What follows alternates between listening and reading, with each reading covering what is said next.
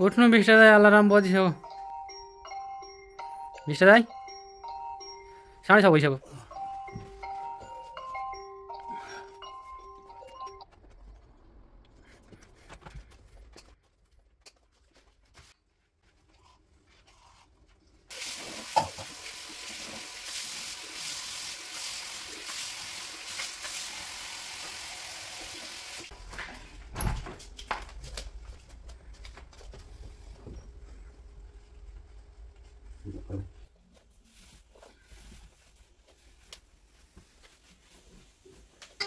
ढिला भइसकेको थियो सबै हिँडिसक्यो जस्तो छ होइन।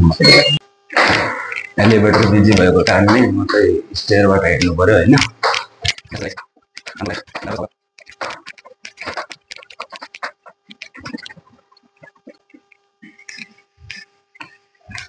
त्यसरी बाहिर पुगियो। म चाहिँ ढिला भयो साथीहरू। हामी अब गाडी साथीहरू त अगाडि रेडी भइसक्नु भयो होइन। म चाहिँ अलि ढिला हुनु पुगेँ। रास्ता यही गाइड म अलि ढिला हुनु पुगेँ।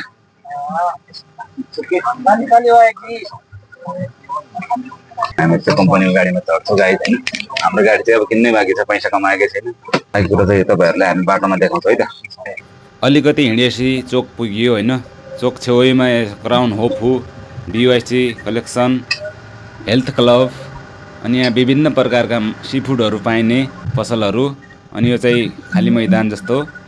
अनि अगाडि चाहिँ सी फुडहरू पाइने धेरै पसलहरू छ होइन। अनि हामी चाहिँ अलि ठुलो बाटोमा पुग्यौँ। यहाँ चाहिँ अलि हाई स्पिडमा पनि गाडी चलाउन मिल्ने खालको रोड, ठुलो रोड हो होइन यो चाहिँ। यसरी हामी अघि बढ्यौँ। अब यसरी अलार्म बज्दा पनि नसुन्ने गरेर सुकियो गाइड। अब ढिला होला जस्तो मेरो कारणले अब यहाँ सबै साथीहरूलाई ढिला भनेको होइन। लास्टमा उठ्यो यसपालि के भएको गाह्रो पो छ। कामको प्रेसर धेरै पऱ्यो क्या। यो चाहिँ एक्सप्रेस रोड। 1 किलोमिटर अगाडि चाहिँ टोल गेट छ। त्यहाँ चाहिँ अब क्यासबाट पनि बिलिङ गर्न मिल्छ अनि नन क्यास अनि अटोमेटिक काट्नेवाला पनि हुन्छ होइन। अटोमेटिक काट्नेले चाहिँ त्यहाँ रोकिनु परेन, स्लो हुनु परेन। अनि क्यास हुनेवालाले चाहिँ काउन्टरमा गएर क्यास दिने, त्यसरी चाहिँ बिलिङ गर्नुपर्छ होइन। यो चाहिँ 3टा रेखा भएको चाहिँ ब्लूवाला चाहिँ त्यो अटोमेटिक काट्ने हो होइन। उतापट्टि चाहिँ पैसा क्यास दिएर जाने हो होइन। यसरी काट्छ। आफ्नो यो चाहिँ इन्ट्री गऱ्यौँ अहिले हामी होइन।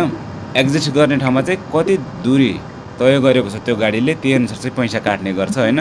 हाम्रो अगाडि चाहिँ अब 25 टनको भोल्भो ट्रक आएको छ। अब एक्सप्रेस रोडबाट हामी शाखा रोडतिर निस्कन्छौँ। शाखा रोडमा जाँदै गर्दा छेउमा अब टोल गेटको पैसा बिलिङ पे गर्नुपर्ने ठाउँ आउँछ। त्यहाँ चाहिँ अब कति दूरी तय गर्यो त्यो अनुसारको चाहिँ बिल पे गरिन्छ होइन। लगभग हामीले 2 किलोमिटर जति एक्सप्रेस रोड युज गऱ्यौँ। त्यसको चाहिँ लगभग 1361 चाहिँ काट्यो। विकडेज र विकेन्डमा भाडा फरक फरक हुन्छ। विकेन्डमा चाहिँ अलि महँगो काट्छ। अब चाहिँ हामी कृषि रोड भएर जान्छौँ ताकि यहाँ चाहिँ भिड कम हुने गर्छ, गाडीको चाप कम हुने गर्छ। छेउमा कृषि गरिराख्नुभएका अङ्कल आन्टीहरू देखिनुहुन्छ।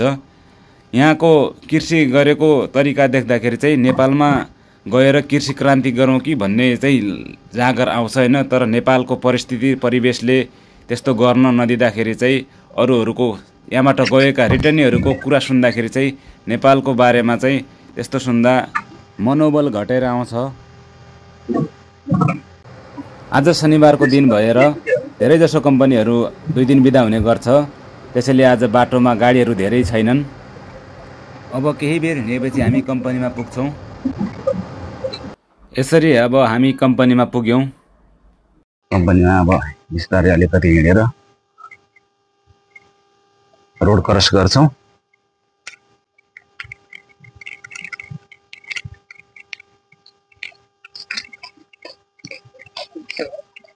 अब रोड क्रस गरिसकेपछि हामी कम्पनीभित्र प्रवेश गरिसक्यौँ। यसमा चाहिँ अब फिङ्गरप्रिन्टले चाहिँ हामी चाहिँ यहाँ हाजिरी भनौँ न, हाजिरी लगाइन्छ बिहान कति बेला आयो भनेर। त्यो चाहिँ हाजिरी गरेको होइन हाम्रो फिङ्गरप्रिन्ट। अनि जाने बेलामा पनि फिङ्गरप्रिन्ट टच गरेर कति बेला गयो यो मान्छे भन्ने हुन्छ।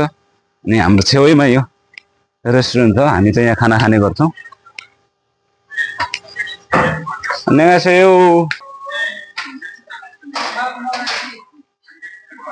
चाहिँ हाम्रो एकदम होइन रेस्टुरेन्ट हामी सधैँ यहाँ खाना खाने गर्छौँ।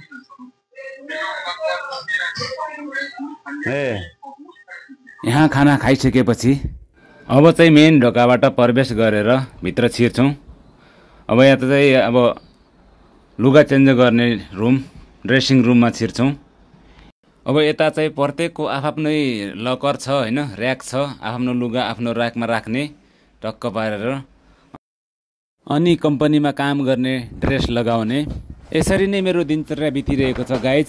बाँकी अर्को भिडियोमा भेट्ने बाचाको साथ आजलाई बिदा हुन्छु। हवस् त नमस्ते। तपाईँको समय शुभ रहोस्।